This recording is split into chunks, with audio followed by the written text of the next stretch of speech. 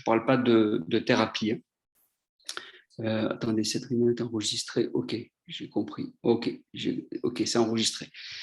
Alors, ce qui est très important, c'est que je parle de relation, je ne parle pas de thérapie. Hein. On n'est pas là pour faire du soin, on est là pour faire de l'aide. C'est quand même très, très important, parce que pour rentrer en thérapie, il faut vraiment une formation pour ça. Il faut être qualifié. On ne peut pas faire n'importe quoi, parce qu'on va toucher les émotions, l'âme, on va toucher plein de choses. On peut casser, on peut détruire, on peut abîmer. Et pas question de rentrer dans cette phase-là qui est trop dangereuse quand on n'a pas les outils nécessaires. Alors, on va juste s'arrêter au premier niveau, relation d'aide, ce qui est déjà pas mal. Mais avant de faire de la relation d'aide, il faut s'examiner soi-même. Et quelqu'un a dit quelque chose de très intéressant, je vais vous le lire. La première chose à faire, c'est toujours de commencer par un travail sur soi pour ne pas enseigner ce qu'on a besoin d'abord de vivre. Je répète, la première chose à faire, c'est toujours de commencer par un travail sur soi pour ne pas enseigner ce qu'on a besoin d'abord de vivre. Et ça, c'est très important. Nous, dans notre équipe, déjà, j'ai choisi certaines personnes dans la relation d'aide pour l'Église, ça c'est une chose. À partir du moment où je les ai choisis, il y avait une condition, c'est que moi je puisse voir chez eux les compétences, bien sûr, mais aussi des compétences émotionnelles, à savoir qu'ils ne soient pas trop sensibles, qu'ils ne soient pas fragiles, qu'ils aient un passé guéri, restauré. On va y venir dans quelques instants. Et puis, deuxième phase, et ça, c'est quelque chose qui est obligatoire chez nous, c'est qu'après, ils soient suivis. Nous, par exemple, on a la chance d'avoir 4-5 psychologues, mais dont une sœur qui, elle, forme en psychologie niveau master, c'est-à-dire c'est quand même le plus haut niveau en plus qu'elle fait.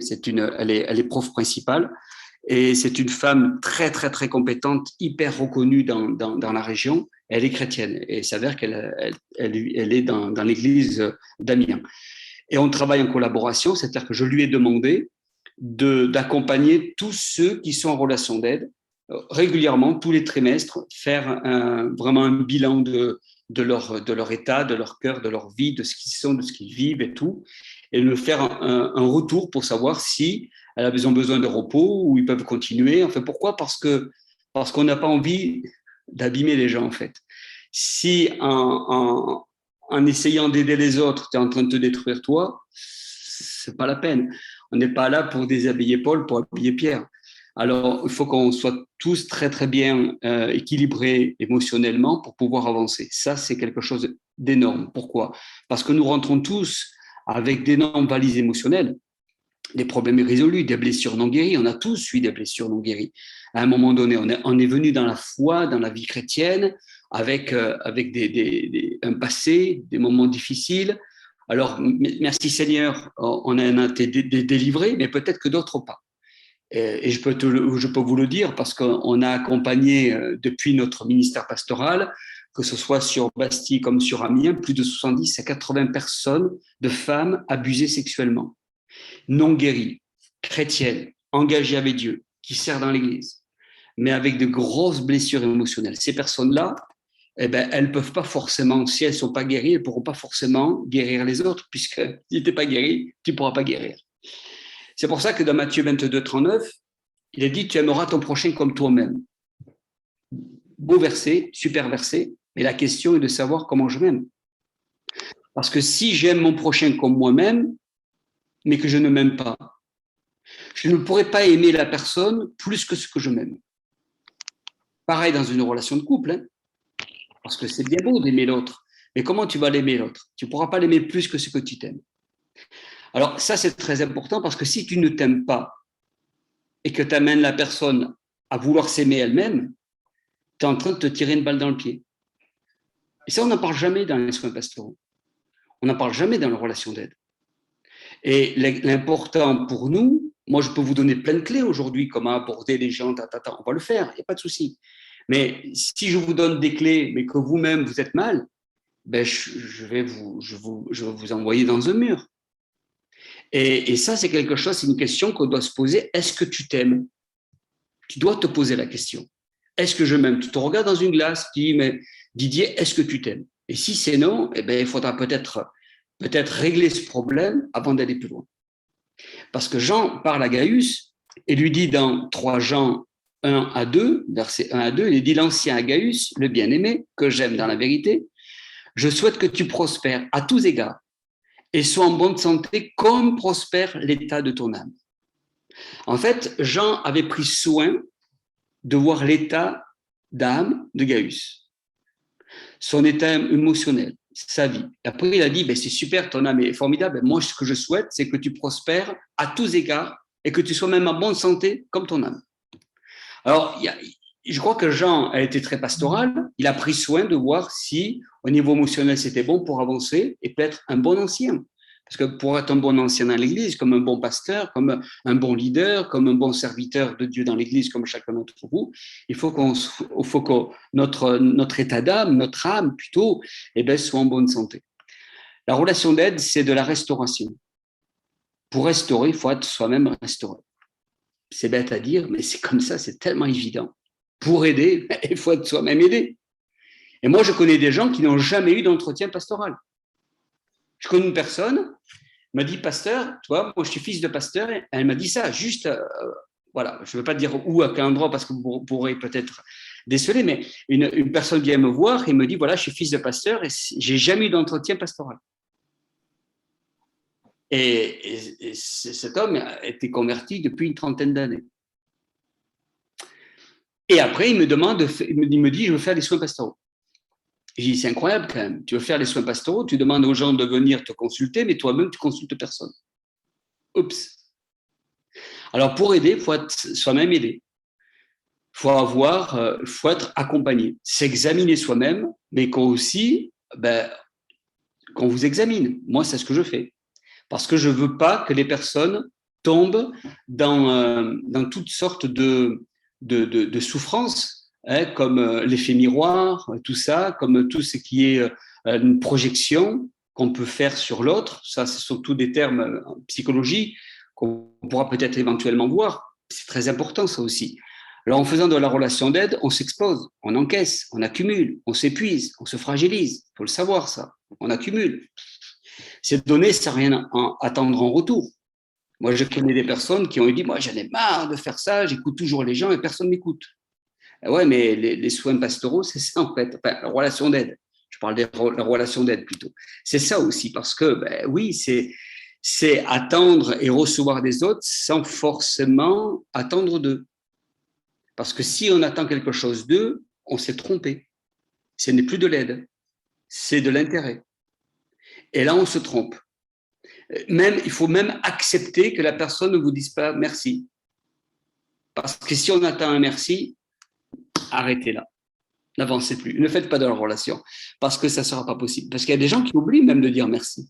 Il y a des gens qui vous le diront pas, ou même qui vont vous reprocher que vous n'avez pas été assez avec eux, alors que ça fait peut-être 25 ou 40 heures que vous l'accompagnez. Vous passez même parfois des journées entières, que vous passez des temps au téléphone. Là aussi, on y reviendra peut-être si on a le temps, de ne pas être absorbé par ces personnes qui vous aspirent vers le bas et puis vous épuisent totalement. Il faut savoir prendre un peu de distance, de recul.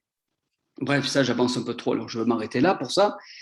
C'est recevoir la souffrance des autres, en fait. La relation d'aide demande un alignement constant avec Dieu, mais même avec ses proches. Même avec ses proches, ça veut dire de la redevabilité. Alors, peut-être que vous n'avez jamais entendu parler de ce mot, peut-être depuis quelque temps, vous avez entendu parler. Redevabilité, c'est quoi? D'avoir quelqu'un à qui déverser peut-être le trop-plein de ce que vous avez entendu. Quand on fait de la relation d'aide, et c'est pour ça que je vous dis que pour nous, à Amiens, c'est devenu obligatoire, ils doivent être redevables. Toute personne doit nous partager ce qu'ils ont entendu, ce qu'ils ont vu. Vous n'avez pas le droit au secret professionnel parce que vous n'êtes pas habilité à ça. Que la personne qui vous a attitré, vous a mis sur ce poste, vous donne cette responsabilité d'écoute, mais après, vous devez lui remonter la situation. Pourquoi? Parce que c'est elle qui est fautive, c'est elle qui est responsable. Moi, je suis responsable des équipes que je mets en place. Et si quelqu'un dans l'équipe ne me remonte pas une situation de pédophilie, par exemple, c'est moi qui trinque. Alors, c'est pour ça qu'il y a un besoin de redevabilité à 2 niveaux. La redevabilité, c'est quoi? C'est partager déjà l'entretien qui a été fait, mais en même temps, partager un peu le trop plein de souffrance ou de poids. Des fois, ça m'a pesé, c'était lourd, c'est épuisant. Et ça arrive, je peux vous dire. Hein. Moi, des fois, je fais 8 heures d'entretien, je ressors, je suis cramé. Des fois, un seul entretien, on ressort de là avec Isabelle, il y a un cas là d'une personne, elle nous a raconté sa vie, mais à chialer. Et ça a duré 4 heures. Non, on avait les larmes aux yeux, parce qu'on s'est dit, mais c'est incroyable qu'à notre époque, on entende tellement de choses. Alors tout ça, quand vous avez une charge émotionnelle très forte, si vous n'avez pas la redevabilité, si vous n'avez pas quelqu'un à qui partager, échanger, même avoir peut-être un point de vue extérieur par rapport à ce que vous avez fait, eh bien, si vous n'avez pas ça, vous allez vous épuiser. Et pour moi, je trouve que tous ceux qui font des soins pastoraux ou de la relation d'aide comme vous, parce que c'est encore de niveau, ben, doivent avoir quand même une redevabilité. Voilà. Moi, j'ai quelqu'un à qui je suis redevable. Parce que j'estime que si il y a des personnes qui viennent me voir pour recevoir quelque chose, moi, j'ai besoin aussi d'avoir un œil extérieur pour qu'il puisse m'écouter, me donner son point de vue, son approche. Voilà. On n'a pas la science infuse. Ça va jusque-là? C'est bon? Vous ne décrochez pas? Vous dites, si vous décrochez, vous faites Gabo. Non, c'est très bien. Voilà. Vous pouvez même poser des questions hein, si vous voulez. N'hésitez pas. Alors, ça demande certains critères. J'ai connu, par exemple, un couple en instance de divorce faire de la relation d'aide en instance de divorce. C'est-à-dire qu'un couple qui était à 2 doigts de divorcer et qui accompagnait un couple qui allait divorcer. Comme par exemple, j'ai rencontré quelqu'un qui était hypersensible, à fleur de peau, quasiment dépressif, aider un dépressif. Et j'ai vu une autre personne qui avait une femme qui accompagnait une personne à agresser sexuellement, ne pas être guérie, elle, de ses agressions passées. Qu'est-ce que ça fait, ça? Eh bien, tout ça, ça me rappelle Luc 6, 39, où il est dit qu'un aveugle peut-il conduire un autre aveugle? C'est tout. Pourquoi? Parce que, c'est sûr, un couple qui est en instance de divorce, quand il va expliquer à un autre couple en instance de divorce ce qui se passe, l'autre couple va comprendre. Elle me comprend, c'est formidable, ils sentent exactement nos émotions. Ouais, quelqu'un de dépressif qui va expliquer à un autre dépressif ce qu'il est en train de vivre, c'est sûr qu'il va le comprendre. Ça, c'est super. Jusque-là, ça va. Sauf que ce n'est pas le problème. Ce n'est pas le fait de forcément toujours comprendre la personne, c'est de le sortir de là. Mais si un dépressif va aider un autre dépressif alors qu'il lui-même n'est pas sorti, quelle solution il va apporter? Et là, on se tire une balle dans le pied. C'est pour ça qu'il m'est arrivé dans des conférences de femmes d'entendre sur les vidéos des personnes prêcher qu'il faut être libéré des agressions sexuelles, qu'elles parlaient de tout ce qui était violence, agression sexuelle, alors qu'elle-même n'était pas guérie, ça se sentait, ça se voyait, ça se transpirait, qu'elle n'était pas guérie. Et il faut être guéri de tout ça pour pouvoir vraiment transmettre après, non pas seulement ce qu'on a vécu dans le passé, mais après la solution, parce qu'elle ne demande qu'à la solution quand même, elle veut se sortir du problème. Parce qu'aller voir un psychologue va vous dire, tu ressens ça, tu ressens ça, tu ressens ça, tu ressens ça. Ah ouais, c'est vrai. Mais ça va pas plus loin, il ne donne pas la solution, un psychologue. Pourquoi j'ai fait une formation en psychologie? Parce que tout simplement pour comprendre la personne. Mais c'est pas ça qui va résoudre son problème. Mais si je comprends la personne, elle va ouvrir son cœur. Et en ouvrant son cœur, je peux apporter après la solution en Christ. Voilà, c'est tout simplement ça. Et c'est ça qui est très fort, c'est qu'après, on a plein d'outils qui pourront nous permettre de dire, voilà la solution pour pouvoir t'accompagner. Alors, tu peux très bien comprendre la personne sans pouvoir l'aider, alors qu'elle est peut-être en pleine dépression, en pleine blessure émotionnelle, parce que toi-même, tu es comme ça. Il faut être guéri pour guérir, il faut être soigné pour soigner. C'est pour ça que s'examiner soi-même, c'est pour moi la base. Je veux prendre du temps ce matin avec vous sur ce point-là, quitte à ce que je ne vous apporte pas la suite. Dans ces cas-là, on reviendra si vous le souhaitez là-dessus, mais c'est très important. Attention, ne cherche pas des élites, hein, mais des cœurs en paix. Moi, je ne cherche pas chez vous des super en relation d'aide, des warriors dans ce domaine. Si vous êtes excellent en pédagogie, en approche et tout, c'est super. Mais moi, ce que je veux avant tout, c'est que vous soyez en paix. En paix spirituellement, que vous soyez une équipe avec des valeurs morales, très important, une équipe avec des valeurs émotionnelles, parce que vous allez rencontrer des situations difficiles, vous allez entendre des choses difficiles.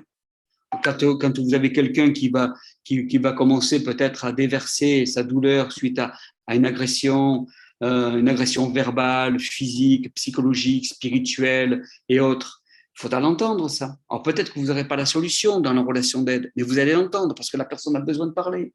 Après, vous allez mettre ça auprès du pasteur, mais elle aura besoin peut-être d'une première écoute. C'est pour ça que tout à l'heure, je parlais à Landry, vous allez être peut-être les premières personnes qui allaient absorber les premières douleurs.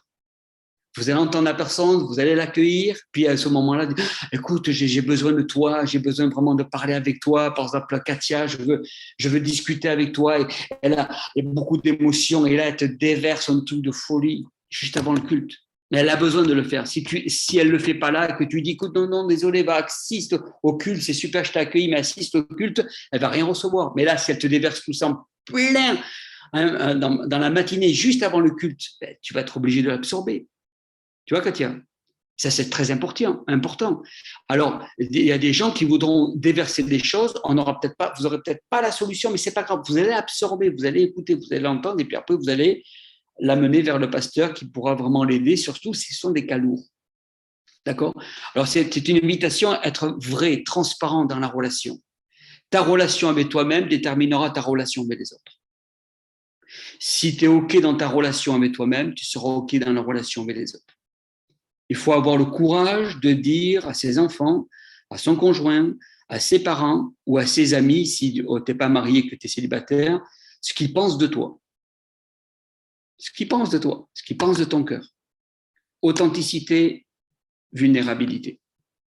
Que penses-tu de moi? Qu'est-ce que tu pourrais dire sur moi? Parce que c'est important de se confronter à soi-même et que les gens aussi vous confrontent. Voilà. Parce que s'il y a une faille, le diable va s'y engouffrer. Et c'est sûr, va s'y engouffrer. Moi, j'ai vu des personnes, pour leur faire dans la relation d'aide, elles sont parties en vrille parce qu'elles se sont retrouvées confrontées à leur propre passé. Parce qu'ils n'ont pas guéri leur passé. Voilà. Alors, à retenir. Il se pourrait que vous ne soyez pas la meilleure personne pour aider. Sur un sujet, je parlais. Vous rencontrez un sujet c'est une personne, vous rencontrez cette personne et vous n'êtes pas en forme. Savoir dire, voilà, moi je ne peux pas, je vais la remettre à Landry ou à Nathalie ou à Anaïs, voilà, je ne peux pas. Je ne suis pas en forme, je ne suis pas bien. Il se pourrait que si le courant ne passe pas avec la personne, parce que vous allez vous apercevoir, je vais vous le dire tout à l'heure, dans un soin pastoraux, la première minute est capitale. Si tu sens que dans les 2-3 premières minutes, ça ne colle pas, si tu sens que tu vas t'énerver, si tu sens qu'il y a quelque chose qui cloche, tu dis, écoutez, je crois que je ne suis pas forcément la bonne personne pour vous accompagner à ce moment-là, je préfère le remettre à un tel. Bon, ça ne va peut-être pas lui faire plaisir, mais vous allez vous protéger. Et ça, c'est sage. Autrement, vous avez une autre point aussi, c'est si la situation semble trop lourde. Alors, vous avez un poids, vous dites, ouais. Alors, vous allez dire à la personne, écoute, je peux t'écouter, mais je ne peux pas t'aider. Là, c'est trop lourd pour moi, je n'ai pas forcément suffisamment les clés nécessaires, et je vais te le dire honnêtement, alors je vais t'orienter. Et puis, vous avez encore un autre point, si vous êtes touché émotionnellement, si la personne vous trouble, d'abord touché émotionnellement parce que ça vous rappelle un passé, et vous êtes à peine guéri, ou vous ne l'êtes pas. Ça peut arriver. Par exemple, vous avez souffert d'une séparation de vos parents dans le passé, vous n'avez pas forcément réglé, soigné tout ce que vous voulez, mais vous avez fait, vous l'avez fait une forme de déni, une forme de blocage spirituel, vous avez oublié tout ça, sauf que ça vous pète en pleine figure parce que là, vous retrouvez une personne qui vous explique une séparation avec ses parents, il en souffre et c'est quasiment la même similitude avec la vôtre. Alors là, c'est une projection, bing, sur vous. Et là, vous êtes touché émotionnellement. Ou si la personne vous trouble, on va être franc entre nous. Vous avez un gars, mais je vous déconseille d'avoir un gars si vous êtes une fille, et si vous êtes une fille, d'avoir un gars et l'inverse. D'accord, Landry? Essaye si tu as un soin pastoraux, si tu as un gars, c'est super, si tu as une fille, remets-la à une des équipières qui sont là, qui seront super compétentes. Pourquoi? Parce qu'il y a des personnes qui peuvent vous troubler dans le regard, dans la gestuelle, dans l'attitude, dans tout ce que vous voulez, vous voyez. Et ça, il faut être hyper, hyper, hyper carré par rapport à ça. Je me rappelle à Bastille, c'était un mardi soir. Alors là, par contre, ça va parce que j'étais dans un espace relativement ouvert. C'était la mezzanine au-dessus. Ça passait, tout ça. J'avais un entretien avec une personne qui se disait chrétienne. Et puis cette personne commence à me draguer. La réunion commençait en bas. Et peut-être la première minute, je dis attendez, stop, j'arrive, j'ai quelque chose à voir. Je reviens dans 30 secondes. Je descends, je vais voir Isabelle. Je monte avec Isabelle, mon épouse, et dis voilà, là, cette personne voulait me draguer. Bon, je veux couper là directement l'entretien. Dis maintenant, vous avez affaire avec mon épouse. Je vous souhaite une bonne soirée. Et je pars. Je pense que ça a dû la vacciner. Et là, il faut couper court. Couper court. Dès que quelqu'un veut essayer de vous, de faire quoi que ce soit. Et ça peut vous toucher émotionnellement. Alors, je parle de ce point-là, mais je peux toucher d'autres points. Alors, faites attention à ça. Voilà un petit peu ce que je voulais vous dire concernant tout le côté émotionnel, tout ce côté de s'examiner soi-même. Avant de passer à la deuxième partie, est-ce que vous avez des questions concernant ce point?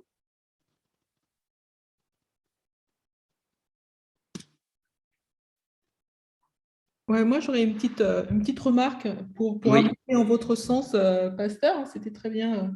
Surtout la dernière partie, là, à savoir pouvoir dire non quand c'est trop lourd lors d'un échange en présentiel avec des nouveaux. Donc, je vois à cause de la personnalité, je ne sais pas, plusieurs ont voulu prendre mon numéro, etc., etc. Et ce qui était vraiment bien, c'est que alors moi, je me sentais un petit peu oppressée parce que d'un seul coup, bon, je suis une personne qui est plutôt seule et puis je me sens bien seule. Et d'un seul coup, avoir toutes ces personnes autour là, qui voudraient mon numéro, donc j'étais un petit peu oppressée. Et ce qui était vraiment bien, c'est que Landry, justement, il l'a vu. Hein, il l'a vu assez rapidement. Peut-être aussi avec des regards un petit peu, parce qu'il me connaît quand même depuis un petit moment, on échange assez facilement. Et ça, c'est important. Ça, vraiment, je ne sais pas si je te l'avais dit clairement aussi, Landry, j'ai vraiment apprécié que quelque part, j'ai eu une sortie, une piste de sortie, là, où on a pu en échanger tout de suite sur place. Et puis quand j'en ai réfléchi, à la suite aussi, tu as pris le devant pour prendre un petit peu ces échanges, ces personnes qui avaient besoin d'échanger. Donc ça, moi, je trouve ça vraiment très, très, très important. Et l'autre chose aussi, c'était par rapport à si on a soi-même une charge émotionnelle ou un combat, à quel moment tu dis, voilà, là, pour ce combat-là, tu ne peux pas prendre tel type de personne, ou est-ce que c'est par rapport à ton combat ou par rapport à ta paix générale qu'il faut faire attention à ce que tu peux prendre et tu ne peux pas prendre? d'accord. Alors, par rapport, moi je dirais que c'est surtout notre combat. On a tous un combat. Bon, si on l'a acquis, si on l'a combattu, si on l'a achevé, si on l'a mis sous pied, tant mieux. Là, on peut confronter tranquillement. Mais si on sent que ce qui nous concerne personnellement, ce qui nous a touché personnellement, qui n'est pas encore acquis, qui n'a pas été remporté dans notre vie personnelle, il faut le donner à quelqu'un d'autre parce que c'est une porte ouverte. Et tu vas te fragiliser. Et tu risques de te retrouver, tu ne seras pas objectif, tu ne pourras pas forcément aider la personne et tu vas te retrouver à porte-à-faux. Tu vas peut-être bien connaître la personne, la situation qu'elle va vivre, tu vas lui donner même, tu vas lui partager même les émotions qu'elle peut ressentir parce que ce seront les mêmes que tu vas ressentir toi, mais tu ne pourras pas l'aider forcément. Alors soyons prudents quand on a, par exemple, moi j'ai connu quelqu'un qui était dans les soins pastoraux et qui n'avait pas fini de guérir de l'alcoolisme. Et il s'est retrouvé face à un alcoolique. Et ben, il a été sage pour remettre à quelqu'un d'autre jusqu'à ce qu'il ait vraiment eu la victoire là-dessus. Parce que c'est compliqué autrement. D'accord? Après, je ne sais pas si ce sera peut-être aujourd'hui qu'on va l'aborder, mais faisons attention de ne pas être une éponge. Parce que vous allez me dire oui, mais il faut quand même tout prendre, tout absorber. Non, parce que si on absorbe, vous allez vous détruire avec les blessures de l'autre. C'est le fait de pouvoir être une éponge. en fait, il faut savoir prendre un peu de hauteur et je dirais même de la distance. Parce que quand on entend des choses lourdes, difficiles, si on s'implique complètement, totalement dans sa souffrance, on ne va plus être objectif pour l'aider. Les médecins font comme ça, voilà, les docteurs, tous les psychologues aussi, ils savent prendre de la distance pour être professionnels, être objectif. C'est pour ça que je vous dis que peut-être que vous ne serez pas la meilleure personne, parce que si quelque chose vous touche plus qu'une autre, vous serez obligé peut-être de le passer à quelqu'un parce que vous ne serez pas objectif. Vous allez prendre trop à cœur cette situation parce qu'elle va vous toucher personnellement.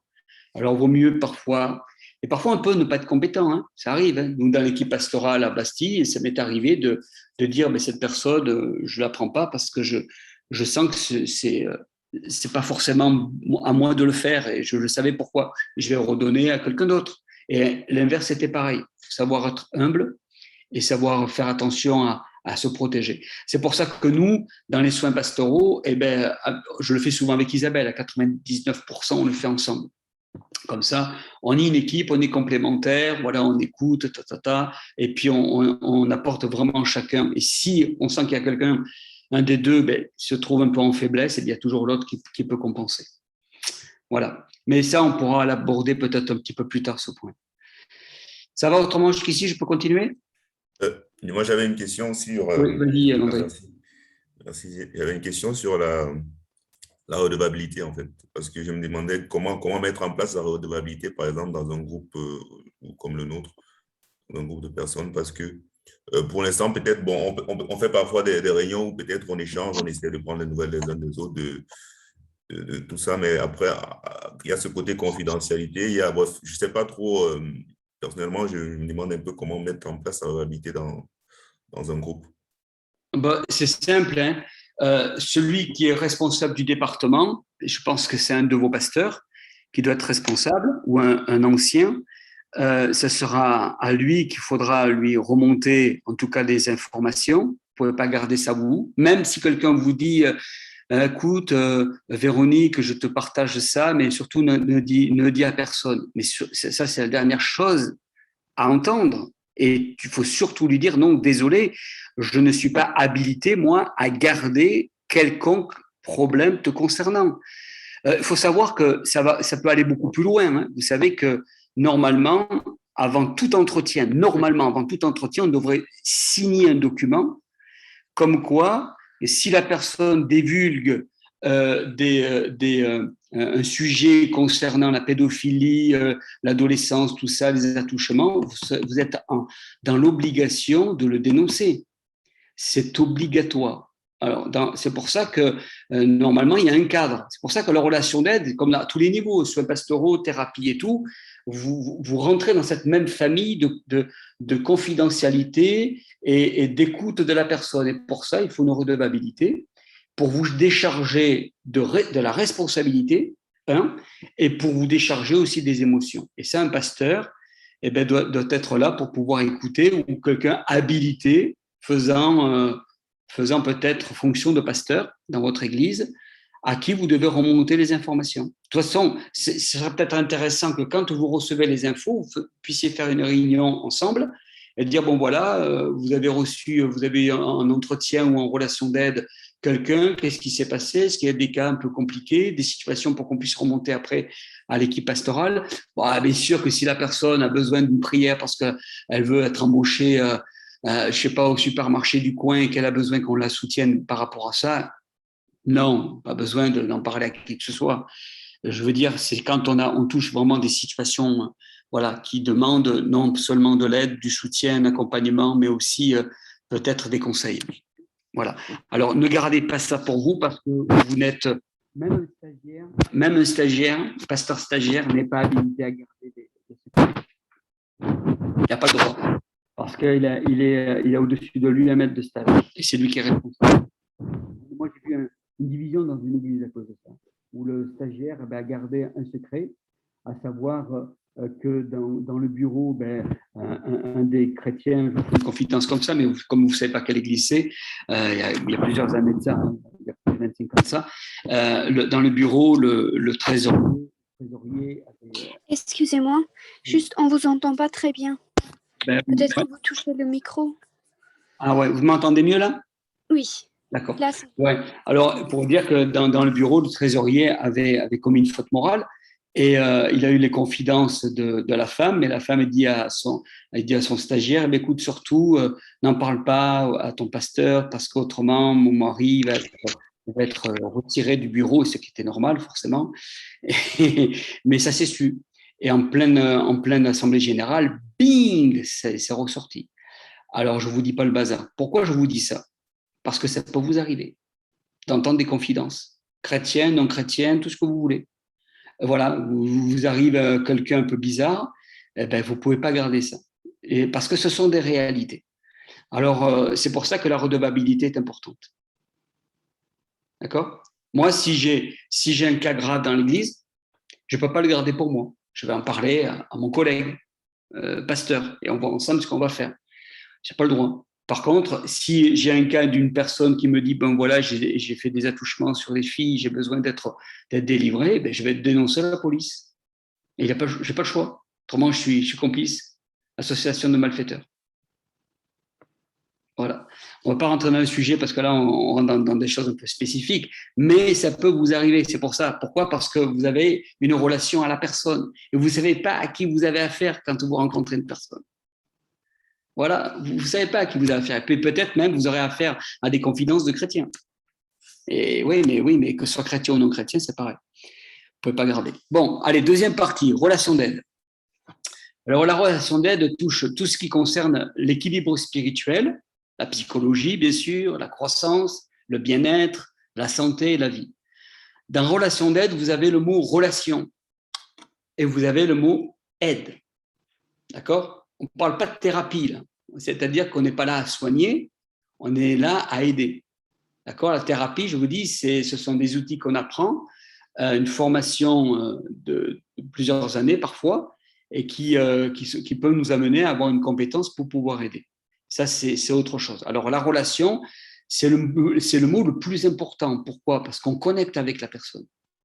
En fait, la première minute est la minute la plus importante avec vous. En fonction de comment vous allez connecter avec elle, vous allez savoir si l'aide va être possible ou pas. Voilà, moi je tiens énormément d'importance la première minute. C'est celle qui va déterminer si je vais galérer pendant 1 heure dans mon relation, dans mon entretien ou pas. Voilà, et ça c'est très important. Et puis vous avez le mot aide, hein, c'est-à-dire on tend la main. On parle, on soutient, on accompagne, on est là pour être l'oreille, pour pouvoir être une écoute pour cette personne. Vous savez que je ne veux pas trop anticiper dans ce que je veux dire, mais il faut plus écouter que parler dans la relation d'aide. Parce que pour aider une personne, il faut bien l'écouter. Avant de rentrer dans le détail, mémorisez 3 mots. 3 mots, il faut mémoriser. Relation, écoute et aide. Relation, c'est prise de contact. Première minute capitale. Je viens de le dire, je le répète, pour vous puissiez vraiment l'imprégner. Deuxième, c'est l'écoute. L'écoute, pourquoi écoute? Parce que c'est la prise d'infos. Il y en a qui entendent. Nous avons besoin d'écouter. Notre rôle, c'est d'écouter, pas d'entendre la personne. L'entendre, c'est quelque chose qui est indirect. Écouter, c'est une prise directe. On met de l'attention. On prend beaucoup d'infos. Moi, par exemple, j'ai un logiciel qu'on a formé, hein, que j'ai demandé qu'on m'a fabriqué par un webmaster de l'Église, qui est personnalisé pour tout ce qui est accompagnement, thérapie, tout ça, pour la relation d'aide, la thérapie, et je rentre toutes les informations concernant les gens. Alors, c'est confidentiel, personne n'a accès, à part Isabelle et moi, mais c'est comme chez le docteur, quand après je revois la personne quelques temps après, j'ai tout l'historique. Chaque fois que je l'ai rencontré, toutes les fois que je l'ai rencontré, ce qui a été dit, ce que je lui ai suggéré, les soins que je lui ai apportés et ce que je lui ai recommandé de faire, j'ai tout suivi. Ça fait que j'ai une écoute globale.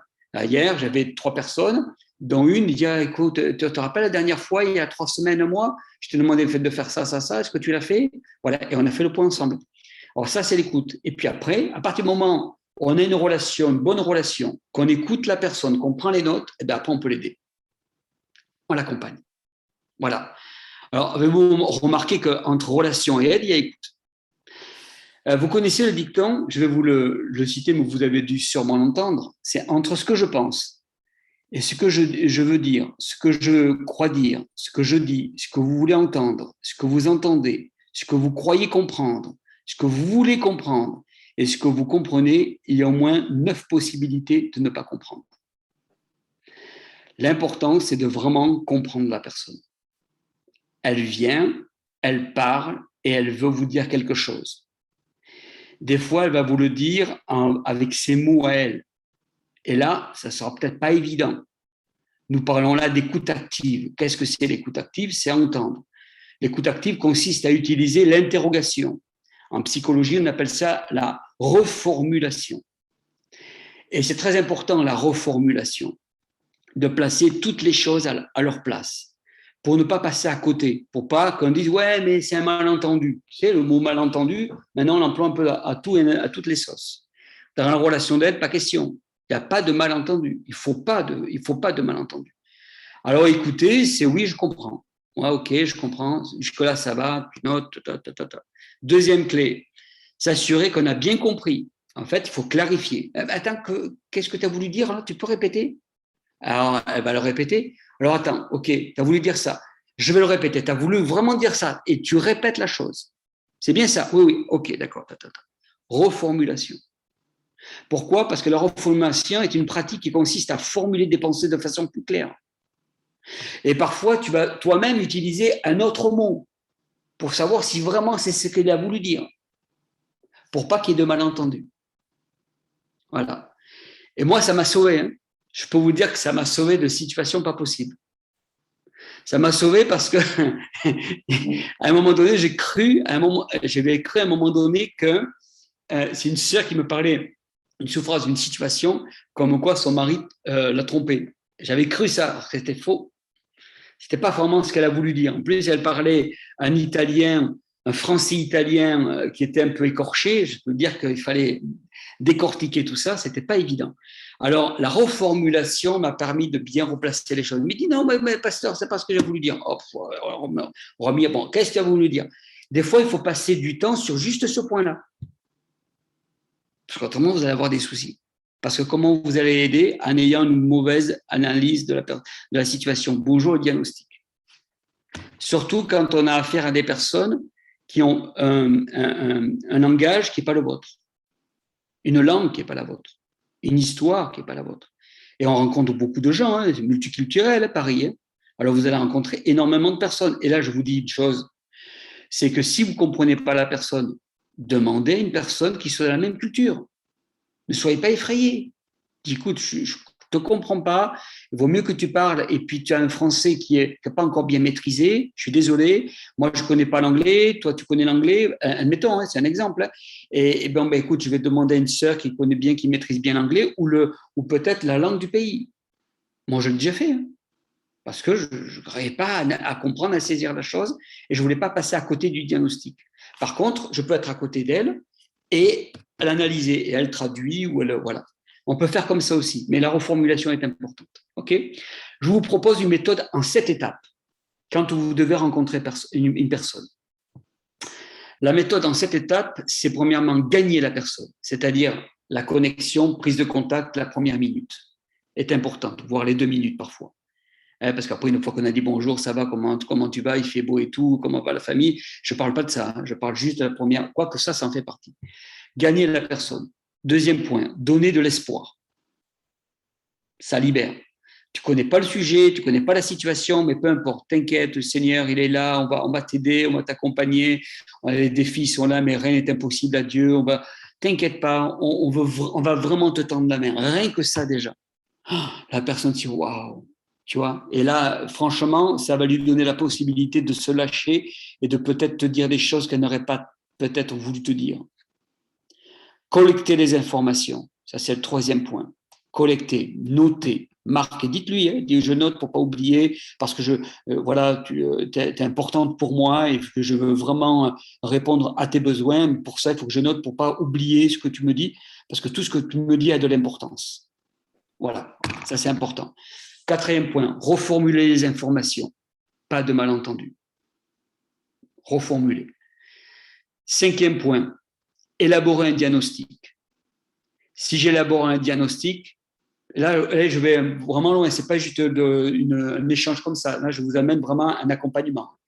Élaborer un diagnostic, ça veut dire par là que tu ne vas pas régler le problème aujourd'hui. Pas forcément. Quoique si tu as des outils, pourquoi pas. 6e point, accompagner le changement.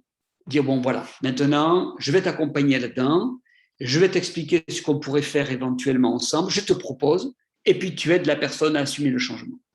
Est-ce que tu veux vraiment le faire? Est-ce que c'est vraiment ta motivation? Pourquoi? Parce que si tu forces la personne à le faire, peut-être qu'après, elle va se rétracter. Mais si ça vient d'elle-même, ça va tout seul. Tu ne vas pas l'attirer, la personne. Elle va venir, elle va te pousser, elle va même t'encourager, tu vois. Voilà, il ne faut jamais pousser les gens. Par exemple, moi, quand quelqu'un veut un entretien, je ne prends jamais le rendez-vous. C'est elle qui va le prendre. C'est comme un médecin, en fait. Si tu as besoin d'aller voir un médecin, ce n'est pas le médecin qui va t'appeler en disant, bon, écoute, bon, pour le rendez-vous, quand est-ce qu'on va le faire? Hey, tu viens, tout ça, je vais te sculpter, tu auras besoin. Non, non, non, c'est toi qui vas vers le médecin. En fait, il faut donner toujours à la personne la possibilité de faire la démarche. C'est sa démarche, ce n'est pas la tienne. On n'est pas là pour les assister. On est des assistants. Si tu les assistes, tu es foutu. Ils vont t'avoir au téléphone pendant 3 heures, tous les jours. Ils voudront, pour le moindre petit problème, t'appeler à 2 heures du matin, t'appeler à 6 heures du matin, t'appeler à tous les soirs, à 23 heures, stop. On n'est pas l'assistance sociale, là. C'est pour ça qu'il faut prendre du recul. C'est pour ça qu'il faut prendre de la hauteur. D'accord? Il ne faut pas qu'on soit absorbé par une personne, parce que si tu es absorbé par cette personne, comment tu vas faire pour aider les autres personnes? Si tu en as 5, 10, 15, 20, 25, 30. Oui? C'est pas possible. Moi, en une année, j'ai accompagné 500 personnes. Si toutes les 500 m'absorbent, je meurs. Pour faire aller se pendre dans ces cas-là. Vous comprenez? Il faut prendre de la hauteur et amener les gens à dépendre de Jésus, pas de vous. Parce que si vous commencez à dépendre de vous, ben vous pouvez faire harakiri. Hein. Je vous plains. Hein. C'est vous qui aurez besoin des soins pastoraux. Et peut-être même de la thérapie. Vous comprenez? Alors, il faut faire attention. Accompagnement, aide à la personne, mais assurer que ce soit elle vraiment qui veuille changer. Voilà. Est-ce que tu veux changer? Ouais. Alors, ce sera toi qui vas faire les efforts. Ce sera toi qui va vraiment faire le nécessaire. Moi, je vais t'orienter, je vais être ce panneau indicateur et puis on va t'aider comme on peut. Mais c'est avec la grâce de Dieu. Après, vous avez une liste non exhaustive de ce que vous pouvez rencontrer. Je vais vous en donner quelques-uns de points. La recherche d'identité. Une personne pourra venir vous voir pour une recherche d'identité. Pour la peur en tout genre, le burn-out, la dépression, la dévalorisation de soi, les violences verbales, physiques, la manipulation. Vous aurez des pervers narcissiques, des personnes qui auront subi justement des pervers narcissiques, des blessures du passé, du présent, de l'addiction, des problèmes de santé physique, psychologique et de couple, l'attouchement, abus sexuels, psychologiques, troubles liés à l'enfance, à l'adolescence. J'en passe des choses, mais vous aurez toutes sortes de choses qui vont vous être confrontées et c'est pour ça qu'il faut vraiment être à l'écoute. Vous n'aurez peut-être pas tous les outils, mais ce n'est pas grave. Après, une fois que vous avez bien écouté la personne, que la personne aura évacué le trop-plein, vous pourrez l'amener à une personne compétente qui pourra la suivre.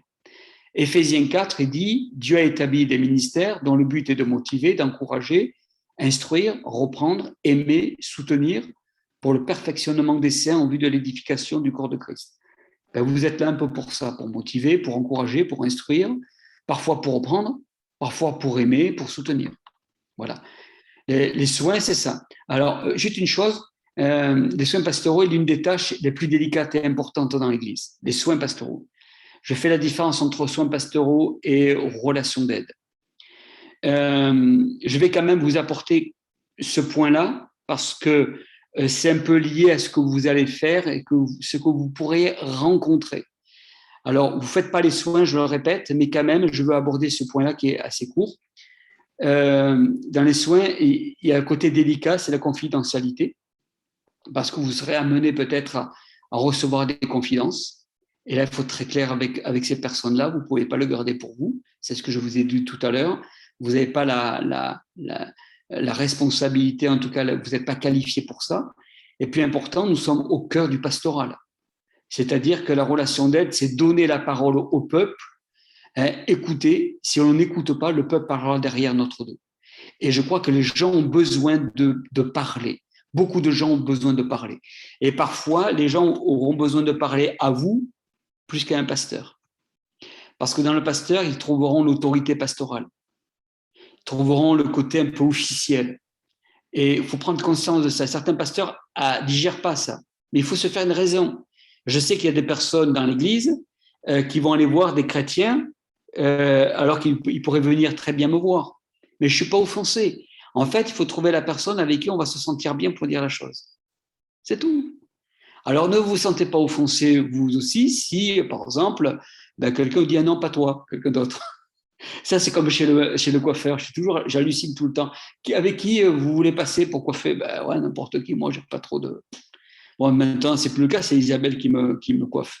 Mais j'ai toujours halluciné. Moi, c'est dur, c'est vrai, hein, de choisir une personne plus qu'une autre. Mais il faut l'accepter. Accepter qu'il y a des personnes qui ne veulent pas passer avec vous parce qu'il y a plus d'affinité, de feeling avec une autre personne. Ça, il faut être très à l'aise avec ça. Si on n'est pas à l'aise avec ça, on n'est pas bon. Pourquoi? Parce qu'on est le stéthoscope de l'Église, c'est-à-dire c'est un amplificateur de son, le stéthoscope. C'est ce qu'ont les médecins, c'est-à-dire qu'ils veulent entendre le battement de cœur. Et vous allez entendre le battement de cœur des chrétiens, des inconvertis, des personnes nouvelles qui se convertissent, qui vous voient à l'accueil, qui partagent, qui papotent avec vous, parce qu'au début c'était une toute jeune personne qui débutait dans la foi, vous l'avez aidé, et ça crée des liens.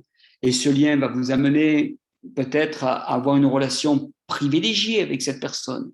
Et cette personne qui a une relation privilégiée avec vous, ou vous avec elle plutôt, si un jour elle est mal et qu'elle déverse un petit peu son trop-plein de douleur, vous serez le stéthoscope, je dirais, de l'Église pour cette personne. Vous serez au cœur de la souffrance de cette personne dans l'Église. Et ça va être bon pour pouvoir remonter ça au pasteur. Voilà. Parce que l'entretien pastoral, ça fait partie de la relation d'aide aussi, c'est un révélateur de bien-être des frères, des sœurs, des gens, de ceux qui vous entourent. La relation d'aide exige certains critères, bien sûr, moraux, éthiques, spirituels pour tout ça. Je ne vais pas y revenir, c'est de la redevabilité, je ne vais pas y revenir, et ça, c'est quelque chose de très important. Vous êtes au cœur de l'Église, surtout à l'accueil. Et les gens peuvent se confier et peuvent vraiment déverser leur douleur, leur plainte, leur joie, leur peine. Et ça, c'est quelque chose que vous avez besoin de prendre compte et il faut que ça vous attire l'attention, c'est très important. Voilà. Tous sont-ils capables de faire des soins pastoraux ou de la relation d'aide? Oui et non. Oui, car potentiellement, nous avons Jésus, nous avons la parole de Dieu, nous avons le Saint-Esprit. Non, si je pose souvent un mauvais diagnostic. Si je pose trop souvent un mauvais diagnostic, je vais passer à côté. Par exemple, si je diagnostique une grippe alors que la personne a un cancer, je ne vous dis pas le truc.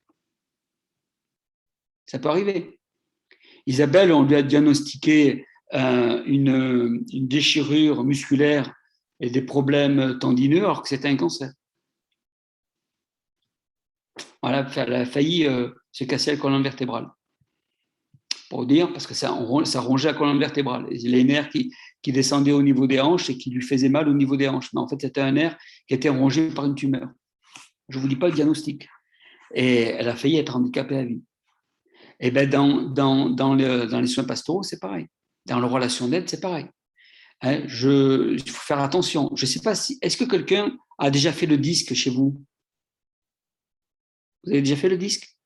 Jamais. Le disque, c'est un diagnostic du caractère, de la personne, de qui vous êtes, en fait, du tempérament. Si vous êtes quelqu'un de. Vous avez déjà entendu parler du disque?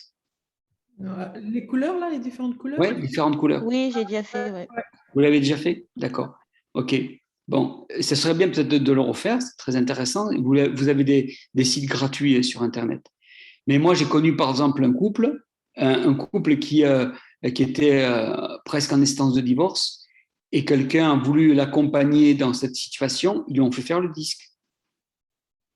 Le gars, il a dit, mais vous faites n'importe quoi, là. Il dit, c'est pas du disque que j'ai besoin, c'est d'être aidé parce que dans mon couple, ça va pas. Et le gars, il a quitté définitivement l'église. Oups. Voilà, c'est pour ça il faut avoir une bonne analyse. Vous l'écrivez comment le disque? Pardon? Vous l'écrivez comment le disque? DISC. Je vais vous envoyer le lien. Je peux vous passer le lien. Il y a un disque qui est gratuit. Disque Voilà, c'est alors présentation de disque, comportement dans profil. Je vais vous passer le lien. D'accord, merci. Celui-là, il est gratuit. Ou ça coûte 4 €, pas plus. Je regarde ça, ouais, ok. Je vais vous l'envoyer. Je vais ouvrir. Hop là. Alors, je ne sais pas si j'ai tout le monde là. Oui, tout le monde. Examiner soi-même, non, c'est pas ça. Et ça, c'est un copier-coller, gag.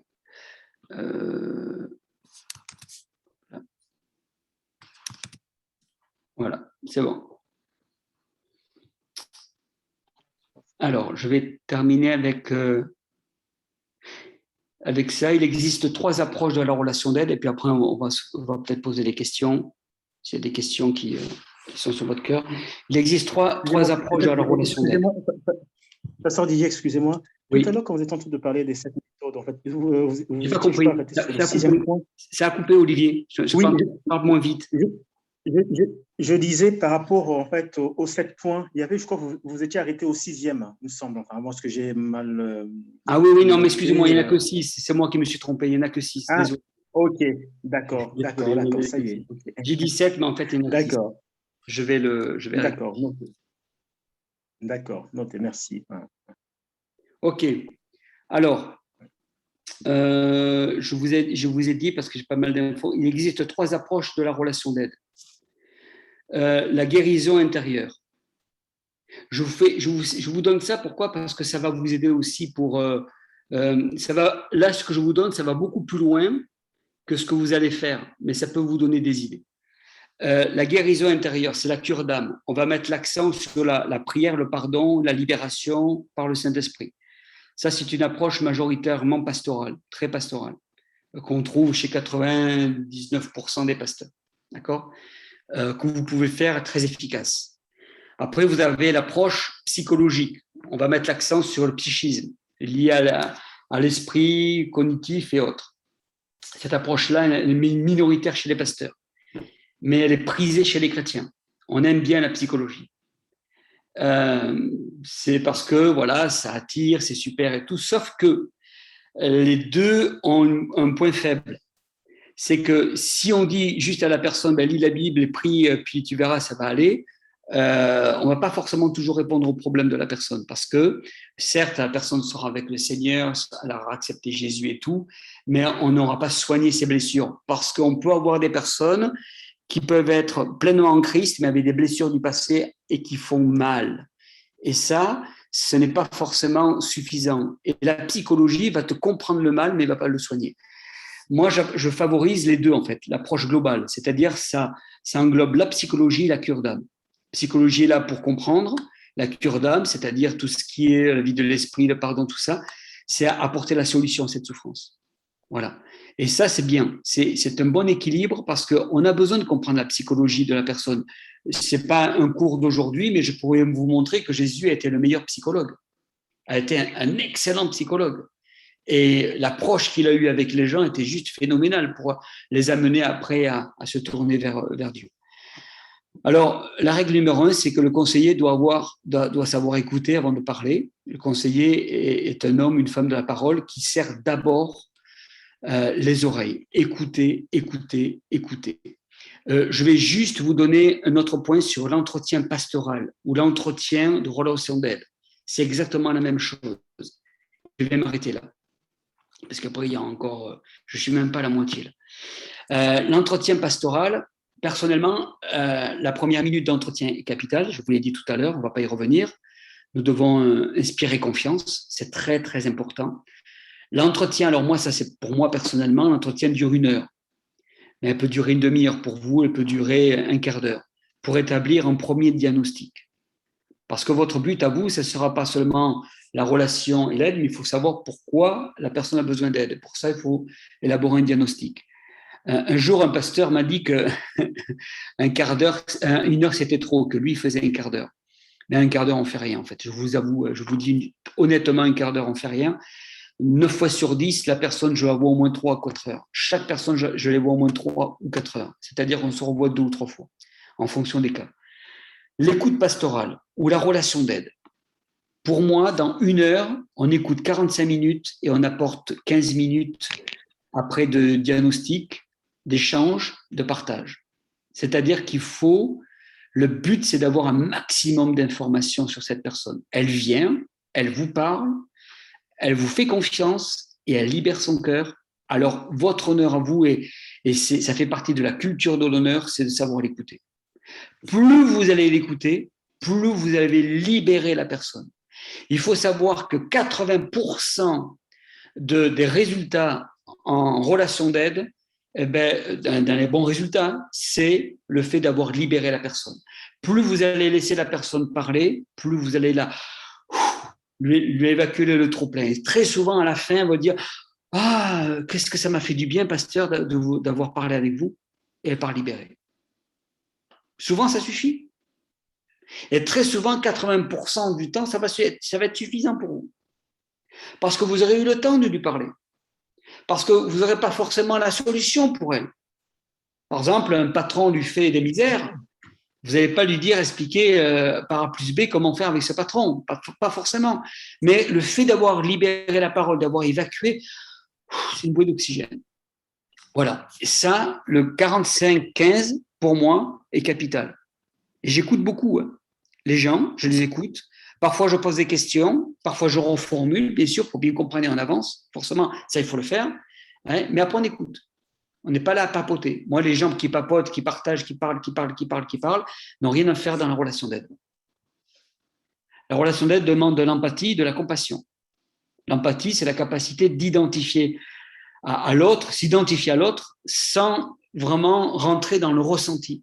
Par exemple, on peut s'identifier à l'autre, imaginer ce qu'elle est en train de vivre, mais après ne pas tomber dans les larmes, dans les pleurs, dans l'empathie qui va te tirer vers le bas. Il faut faire attention, il faut rester très professionnel. Par exemple, quand on a affaire à un décès, moi, une maman qui me parle et qui me dit, j'en ai rencontré plusieurs, qui me dit qu'elle a perdu son fils, qu'elle m'explique les détails de la situation, elle a besoin d'expliquer les détails. J'ai intérêt d'être hyper blindé. Parce que si je commence à rentrer dans sa souffrance, je vais me disqualifier. Elle a besoin de soutien. Elle n'a pas besoin qu'elle vienne me soutenir. Parce qu'on a rencontré ça parfois. Moi, Isabelle, et certains d'entre vous qui ont été touchés peut-être par la grave maladie, Isabelle, combien de fois elle a été obligée de rassurer les personnes alors que c'est elle qui avait un cancer. Ça parle à certains d'entre vous, je sais. Pourquoi ? Parce que la personne, presque, elle se mettait à s'identifier à vous et à devenir plus malade que vous. Alors, la situation s'inverse. Vous imaginez si quelqu'un vient vous voir et qu'elle a un cancer et qu'elle vient vous déverser sa douleur, sa mauvaise nouvelle et tout, et que vous commencez à chialer, à prendre dans les bras, tout ça. On n'en finit plus. Elle a besoin de ton soutien. Il ne faut pas que ce soit une relation d'aide inversée. Très important. On peut compatir, on est dans l'empathie, mais faisons attention de ne pas tomber dans le piège. Après, il faut garder vraiment ses émotions. C'est pour ça que ce n'est pas toujours facile. Et être à l'écoute. Et il faut qu'elle libère la parole parce qu'il y a un trop plein de douleur. Moi, j'ai quelqu'un hier récemment, elle a appris qu'elle a été diagnostiquée avec une tumeur cancéreuse. Fracassée. Alors, on en parle. Et on en parle juste avant le culte en plus. Et je prêchais ce jour-là. Et je savais qu'elle en avait besoin. De déverser toute sa douleur. Mais elle en avait besoin. Elle est partie libérée. Elle m'a dit, j'ai un culte complètement libéré, merci pasteur, parce que vous avez pu m'écouter avant le culte. Elle a été libérée. Voilà. Alors l'empathie, c'est bien, mais faisons attention de prendre la distance. Compassion, cette capacité à ressentir la souffrance de quelqu'un. Voilà. Compassion, c'est d'être à côté, pas être dedans. Voilà. Ça, c'est très important. On va s'arrêter là pour ce matin. Je vous ai déjà pas mal saoulé. Ouais, parce qu'après, il y a d'autres choses. Après, on rentrera sur certains outils, mais c'est peut-être pas forcément utile.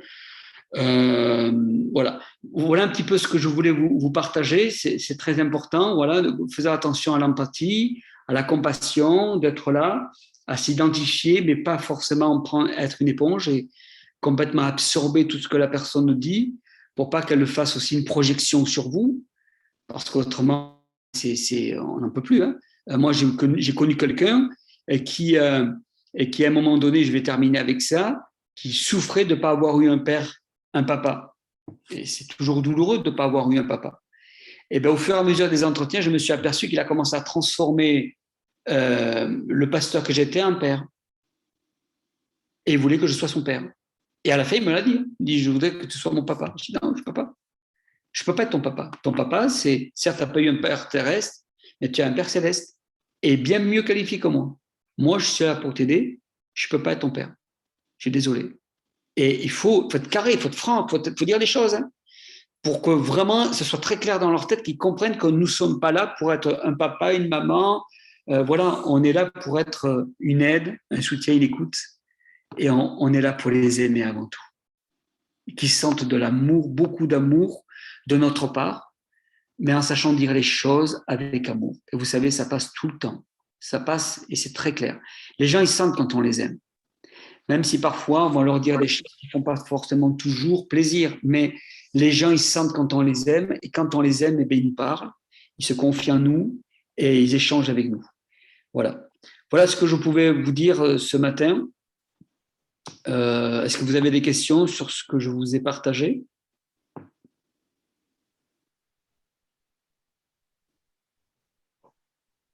Ou tout est clair? Tant mieux si tout est clair. Vous avez déjà peut-être pas mal acquis tout ce que je viens de vous dire.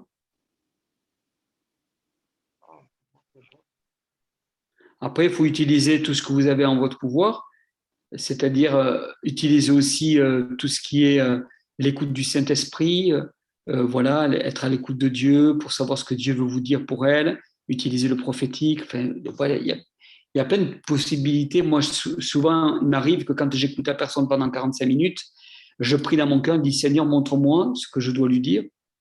Est-ce qu'il y a des choses qu'il voudrait me dire et qu'il ne peut pas? Par exemple, je vais vous donner un exemple. C'était à Bastille, justement. J'étais à l'étage au bureau. C'était un mardi soir. Un jeune vient me voir de l'extérieur. Il n'était pas de cette église. Fils de pasteur aussi, décidément. Et il me parle pendant 45 minutes. Et pendant 45 minutes, il tourne autour du pot et Dieu était en train de me dire qu'il est homosexuel. Et lui n'osait pas me le dire. Il avait peur du jugement, il avait peur de plein de choses. Et après, je lui ai dit, écoute, qu'est-ce que tu penses, toi, de la relation homme-femme? Il m'explique et tout. Qu'est-ce que tu penses de la relation femme-femme? Et là, il m'explique et tout. Et tout doucement, j'arrive. Et de homme-homme, parce que ça arrive qu'il y a des gens qui sont en lutte, des garçons et tout, qui ont des problèmes. Ça arrive, hein. On a besoin de les aider, de leur tendre la main. Qu'est-ce que tu penses de ça? Punaise, il s'est mis à pleurer, mais à chialer. Bing. Et en fait, on a cassé la carapace. Et en fait, je lui ai dit indirectement qu'il avait la permission de me parler. Je n'étais pas là pour le juger. Et il s'est senti aimé, compris. Et ce jour-là, Dieu l'a libéré. Ce jour-là, Dieu l'a libéré. C'est enregistré, alors ne diffusez pas n'importe où ça. Mais je peux vous le dire, ça. Comme il était chrétien, pentecôtiste, il avait laissé le baptême du Saint-Esprit depuis de longues années. Et là, j'ai dit, tu as parlé en langue avant? Oui, ben, tu vas reparler en langue. Et je priais pour lui, je parlais en langue avec lui. À un moment donné, il a commencé à ouvrir sa bouche, et puis, ça, comme un bouchon qui est sorti, il s'est mis à parler en langue pendant plus d'1 heure. J'étais avec lui pendant plus d'1 heure. Et en fait, Dieu était en train de le renouveler complètement parce que la Bible nous dit que quand on parle en langue, on s'édifie soi-même. Tout est sorti, libéré. Je n'ai plus revu. Terminé. Voilà. Alors, pour vous montrer par là qu'on peut utiliser tous les outils que vous avez en votre possession dans la foi chrétienne, dans la vie chrétienne, et puis beaucoup d'amour. Voilà. Aimer les gens, qu'est-ce qu'ils vous demandent pourquoi, et continuer à les aimer. Voilà, Landry. Je te laisse la main s'il n'y a pas de questions. Moi, j'aurais juste une question. Est-ce que ce serait, je pense que ce serait un peu injuste de dénoncer une personne qui vient de nous confier ses erreurs et peut-être qu'il a déjà regretté de ce qu'il a fait.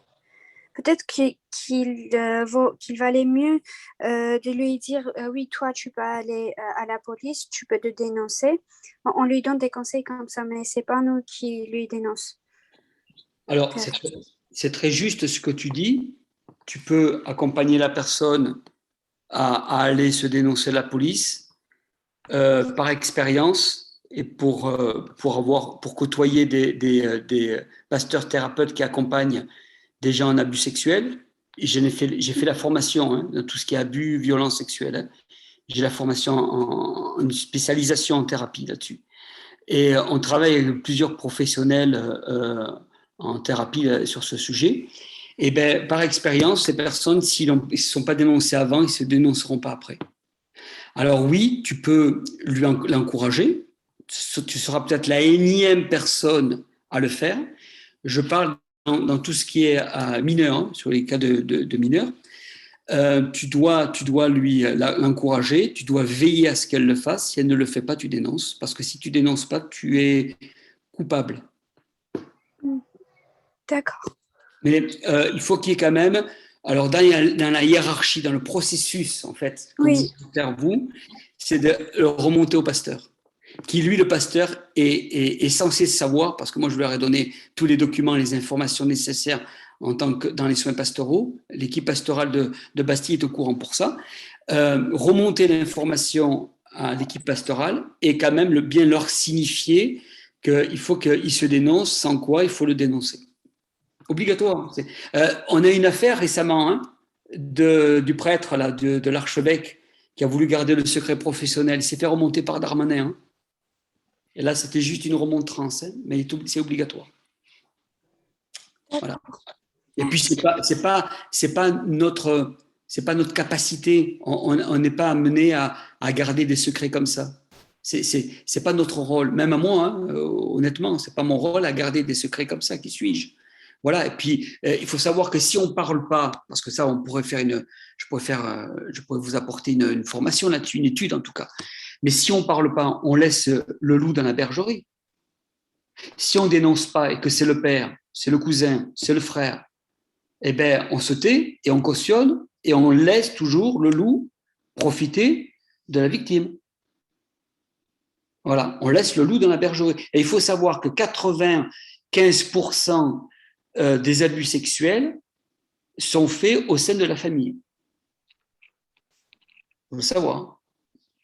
Alors, c'est pour ça que si on ne dénonce pas, ben, on a eu un cas qu'on a été obligé de dénoncer il y a une trentaine d'années dans une église. Alors, ce n'était pas moi, je n'étais pas pasteur à cette époque, mais le pasteur à l'époque était obligé de dénoncer une situation. Ça fait scandale. Eh bien oui, ça fait scandale. Ben ouais, mais ce n'est pas la faute à la personne qui est abusée, hein. C'est celui qui abuse qui est le problème. Pas l'abuser. Des fois, on dit, ah, mais tu te tais, écoute, oui, tu as été abusé et tout, mais pas de scandale dans la famille. Comment pas de scandale dans la famille? Ce n'est pas moi qui crée un scandale, c'est celui qui m'a violé. On inverse les rôles aujourd'hui, c'est un truc de fou, mais c'est comme ça. Alors, il y a les secrets de famille, on se tait, et puis il y a des gens qui sont en souffrance pendant des années. On ne va pas rentrer dans ce sujet parce que j'aurais beaucoup de choses à dire.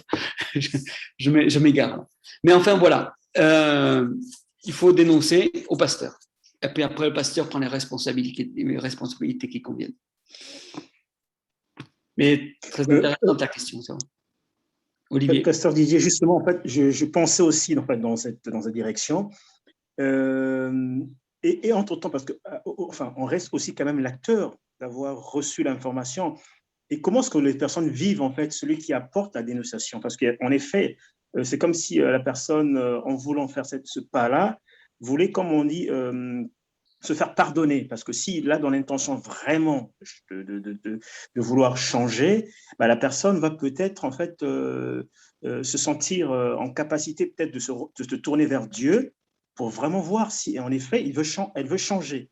Ouais. Et si, par exemple, bah, en dénonçant et que cette personne, par exemple, se retrouve en prison, est-ce que cette personne pourra peut-être, bon, Dieu aurait peut-être aimé que ça se passe comme ça, peut-être qu'en prison, la personne va peut-être mieux connaître Dieu, mais bon, voilà. Et la personne qui dénonce, elle peut être aussi peut-être quelqu'un qui aurait participé à peut-être à emprisonner quelqu'un. Ça peut être aussi peut-être quelque chose en lui qui pourrait peut-être le gêner ou bien le sentir coupable. Je ne sais pas si vous essayez de me comprendre la position de la personne qui reçoit, au lieu de le traiter en fait, en faisant confiance en Dieu.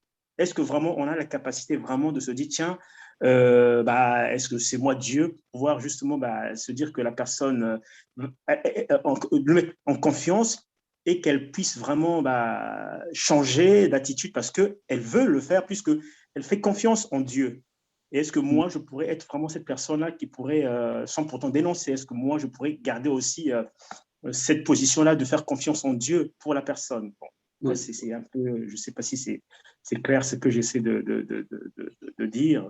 Ouais. J'essaie de comprendre. J'essaie de comprendre, mais ce n'était pas responsable si tu dénonces la personne qui doit aller en prison parce que ce n'est pas toi qui es fautif pour la mener en prison, c'est elle qui a fait ce qu'il ne fallait pas faire et qui a droit à la prison.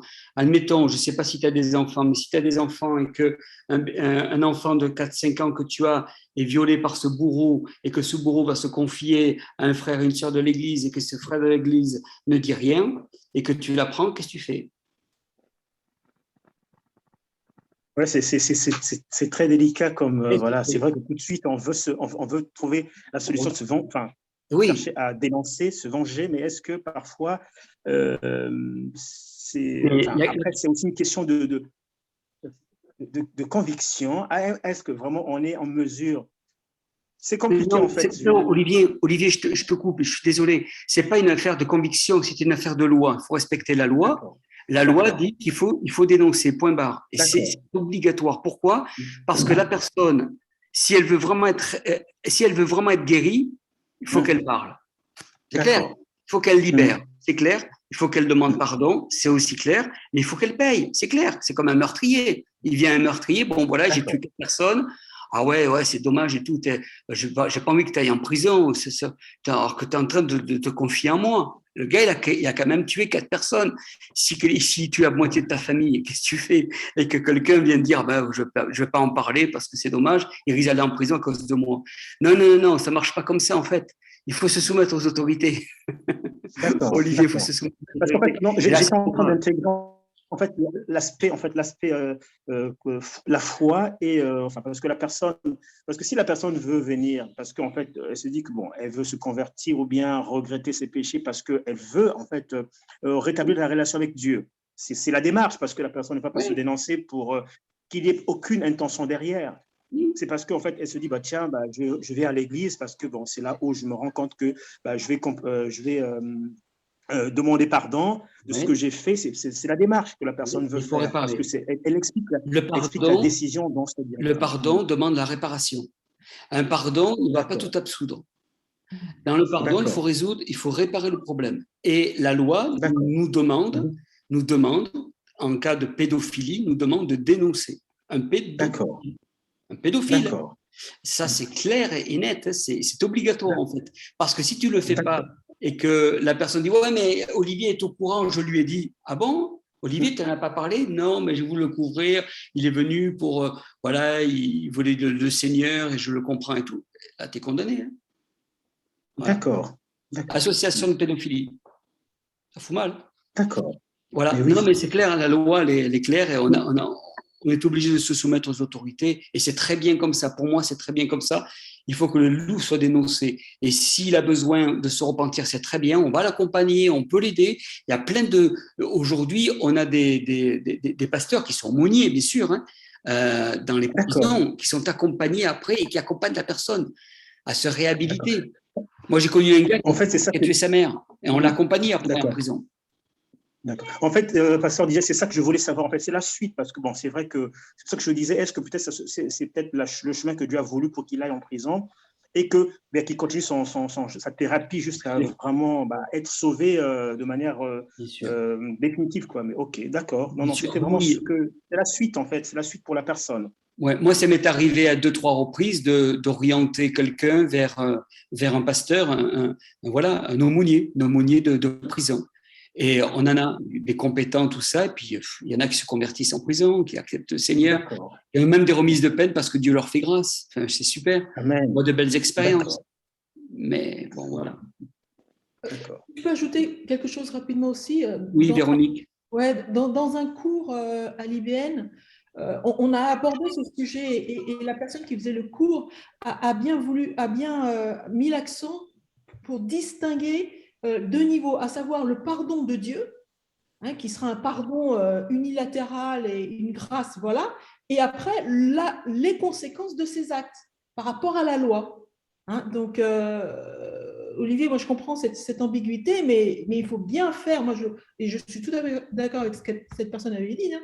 Elle avait pris l'exemple de David, hein, qui a perdu son enfant, et après, il y a eu toutes sortes d'engrenages, mais il a eu le pardon total de Dieu. Il a eu le droit au pardon, mais il a eu les conséquences aussi par rapport à ce qu'il a subi les conséquences.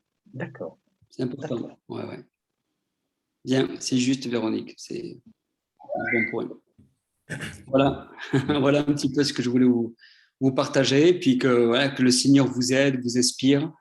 Faites plus confiance quand même au Saint-Esprit dans tout ça, dans l'écoute. Très important. Prenez du temps avec les gens. Aimez-les.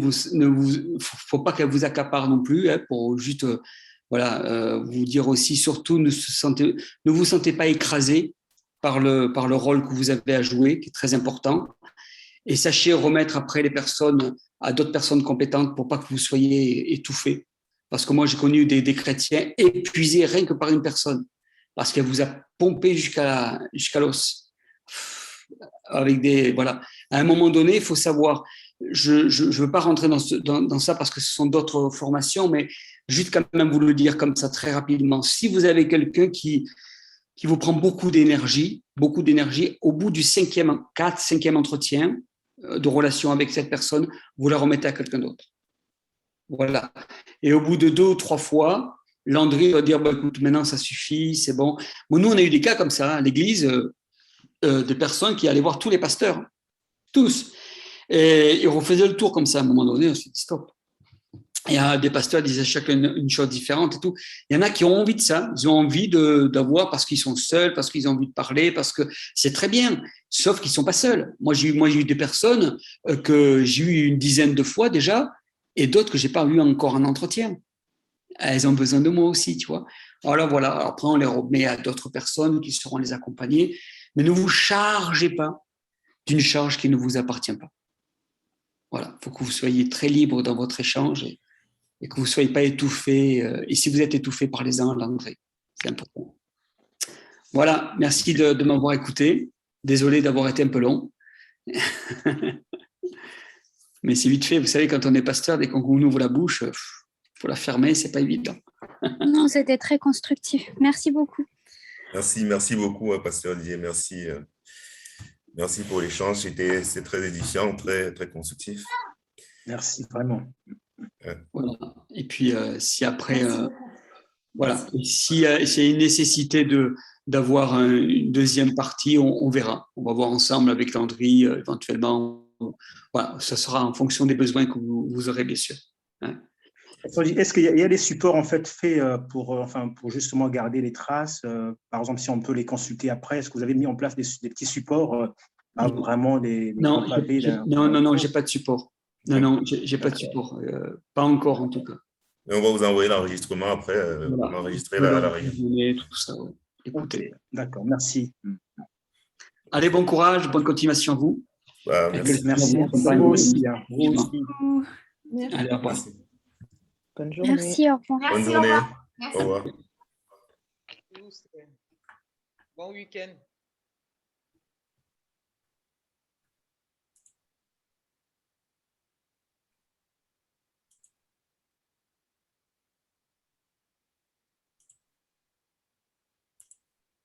Landry, en fait, on arrête pour tous ou bien on a quelque chose à faire? Non, c'est bon. C'était bon. Ah.